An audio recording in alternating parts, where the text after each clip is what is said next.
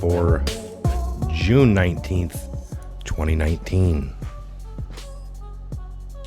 Got tons of things to cover here. If you're new to the channel, thanks for stopping by. Thanks for giving us some time. We know it is valuable. We're here at the Patriot Hour. We encourage you to think for yourself, connect all the own dots, listen to everybody you can, read everything you can, watch everything you can, but believe none of it until you can verify it in your own right. How do you do that? Well, it's by listening to lots of things and being able to chew the meat, spit out the bone. In the intelligence community, that's what you do, folks. You listen to a lot of things, you read a lot of things, depending on if you're looking at emails or, digital means, digital ways, phone calls, emails, just different aspects like that. A lot of it's going to pertain to nothing. Some of it will lead you where you need to be. Okay, so let's take a look here. Lots of topics. Sitting here on the Gateway Pundit. Trump hauls in a whopping $25 million on launch day for re-election yesterday. $25 million. All from the people, I believe. President Trump kicked off his re-election campaign Tuesday night with a rousing rally in Florida that culminated with President Trump raking in a stunning $24.8 million in less than 24 hours. Yeah, real Donald Trump has raised a record-breaking $24.8 in less than 24 hours for his re-election.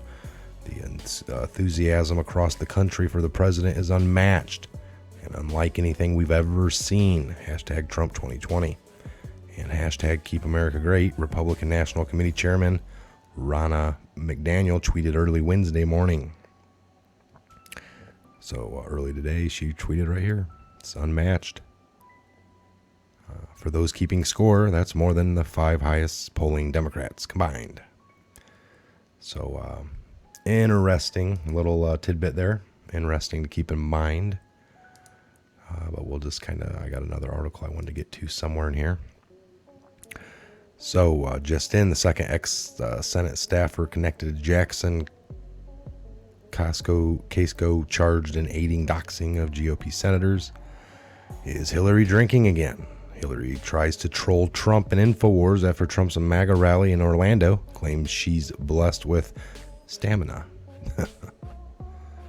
Censorship. Exclusive corrupt Clinton Foundation foreign policy director. Crybabies CNN coverage right here. That's a pretty good one. John Solomon, FBI was warned several times that the black cash ledger on Manafort might be fake. Used it anyway to raid Manafort's home. It's like all the stuff they had didn't really work. And they did it anyway. It was like against all protocol of the FBI. Saying, well, that's really not good evidence. Oh, well, we're using it anyway. It's all we got. Biden claims not one single hint of a scandal during Obama's administration. Here's 8 scandals off the top of our head. Yeah, we know. AOC now claims U.S. ran concentration camps. So she had said that the situation down at the border was like a concentration camp. And now today, she was speaking somewhere else and claimed that we ran them. Like, that's how obscured her history is. She doesn't know anything, folks. That's the sad part. It's just, can't blame anyone if you get up to D.C. and you don't know what's going on. If you claim like, well, I was thinking I was for D.C. once I got there and I forgot about the Constitution, or you don't understand how the government works. You just shouldn't be there. That's flat out. So here we'll look at a few of the troller that the Patriot Hour has become. This guy is crazy. If you haven't been following, he's got 9.5 thousand. Get over there and follow. Create a Twitter. Keep in touch. We got 315 that we're following. Some Democrats, some Republicans. We keep an eye on it all. It's kind of fun to do once in a while. Get over here. We'll go to the last few. Here's one. Patriot Hour. 13 minutes ago, Trump saw his shadow. By the way, this is us. This is me, folks. Trump saw his shadow today boarding Air Force One. Guess that means another 6 years. Everyone else can climb back into their holes.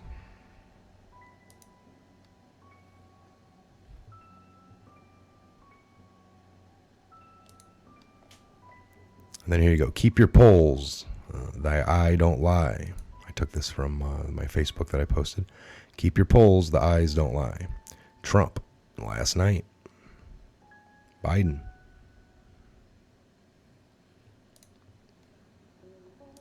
It's unbelievable. All right, let's look for this article here. We'll jump into. I want to read. Corrupt Clinton Foundation Foreign Policy Director. That's going on. That guy disappeared. That was one of them. So the corrupt Clinton Foundation Foreign Policy Director, Antamba Desi, disappears. So a major corrupt player, the Clinton Foundation player, has vanished. Over the past decade, the Clinton Foundation's Amitabha, I've heard this, Desia, was very active. This music might be a little loud. I apologize. Very active capturing money for the foundation. The far left of New York Times even commented on this when Desia was involved in a transaction with Russia. So this is not Desia's first clandestine transaction for the foundation. In 2011, it was reported that Clinton Health Access Initiative, if we remember that, CHAI, Chaya CEO, Ira Magaziner, sent an email to the Clinton campaign chair, John Podesta, no other than Clinton Foundation Foreign Policy Director, Amitabha Desia. I'm sure I'm butchering that name. Douglas Band, an aide to former U.S. President Bill Clinton, and two others regarding Saudi Arabia and the Ethiopian billionaire Sheikh Mohammed Hussein Ali Al-Hamad. Above this guy.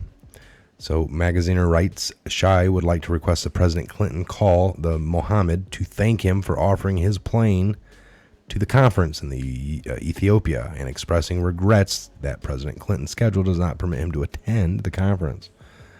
Desia replies, unless Sheikh Mo sent us a $6 million check, that sounds crazy to do. Ban then comments, if he doesn't do it, Chai will say he didn't give the money because of Bill Clinton.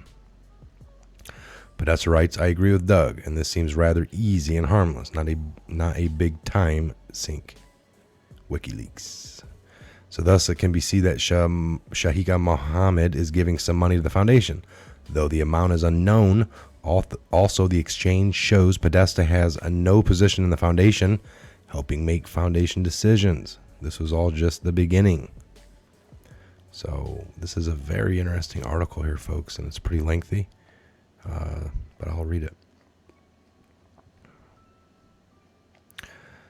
So looks like that was just the beginning. The government of Qatar got in the act for a quick $1 million with Desi in 2012. So this Desi, director of the foreign policy for the Clinton Foundation, writes in an email to the other foundation officials that he met with Qatar's ambassador to the U.S. 4 days earlier on April 12th of 2012. The ambassador and Mohammed bin Aladi bin Matab Ali Ramahai, who just assumed that position several weeks earlier. This is again Qatar Ministry of Foreign Affairs. WikiLeaks dumped it. He summarizes that al-Ramahani would like to see WJC former President William Jefferson Clinton for 5 minutes in NYC, New York City, to present $1 million check that Qatar promised for William Jefferson Clinton's birthday in 2011. The assistant to the Qatar Foreign Minister, Mohammed bin Aladi bin Mahad Al Rahama, attends a foreign ministers meeting at Arab League headquarters in Cairo on March 9th, 2015. Arab League chief Arabi called for the creation of the Unified Arab Force to battle the spread of Islamic extremist groups. So here's a picture of the one guy. So additionally, Qatar would welcome our suggestions for investment into Haiti, particularly on education and health. They have allocated most of their $20 million, but are happy to consider projects we suggest. I'm collecting input from the Clinton Foundation Haiti team. The email sent to the foundation officials, Doug Band, Justin Cooper, Bruce Lindsay, Lindsey Graham, Laura Graham, and Clinton advisor John Podesta. 2 years later, on August 19th, 2014, Clinton will comment in an email, we need to use our diplomatic and more traditional intelligence assets to bring pressure on the governments of Qatar and Saudi Arabia, which are providing clandestine financial and logistics support to ISIL and other radical Sunni groups in the region. ISIS or ISIL is also known as a terrorist group. ISIS, there you go. They're calling it ISIL. I know that's a big deal. Obama was calling it ISIL to give, to refuse the existence of what ISIS stands for. He didn't want to take credit for that vacuum. All right, so on October 14th, 2016, the day after this email is made public by WikiLeaks, Reuters will report that this donation, if it took place, could be a major ethics breach. The donation takes place while Hillary Clinton is Secretary of State, and the Clinton Foundation made an agreement with the Obama administration not to accept any increases in donations by foreign government during that time. The email doesn't specify that the donation was accepted or if it went to the foundation or to Bill Clinton personally. Foundation records indicate that the Qatar government did not give over $1 million, but it isn't clear when. When asked by Reuters if the donation was accepted by the foundation, a foundation spokesperson will decline to say. That was on 10/14/2016. In 2012, Dessel was involved with Hillary Clinton's brother, the recently deceased Tony Rodman, in North Korea. It was a family time for the Clintons and Desia. So this Desia foreign policy director of the Clinton Foundation emails Hillary Clinton chief of staff Cheryl Mills about an invitation for former President Bill Clinton to be paid $650,000 for a speech in North Korea. Desia kicks, it is safe to assume the U.S. government would have concerns about Clinton giving the speech, since North Korea is a strident enemy of the U.S. at the time. Mills simply replies, decline it. Clinton never does speak in North Korea. 3 weeks later, Desia writes back to explain that the invite from Hillary Clinton's brother, Tony Rodman, further details about the offer are unknown. Bill Clinton delivers 215 speeches for $48 million in 4 years. Hillary Clinton is Secretary of State, and this is one of the very few that anyone in the State Department told him he shouldn't do. And this is one of a very few that anyone in the State Department told him he shouldn't do. So this Desia was invited to more illicit transactions related to the Clinton Foundation.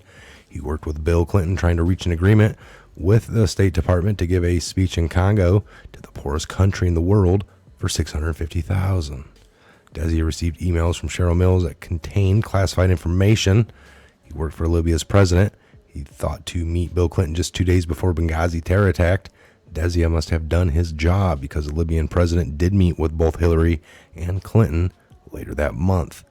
Finally, Citizens United, the conservative watchdog group, requested emails from the Clinton Foundation, and in particular those of Amity Desia.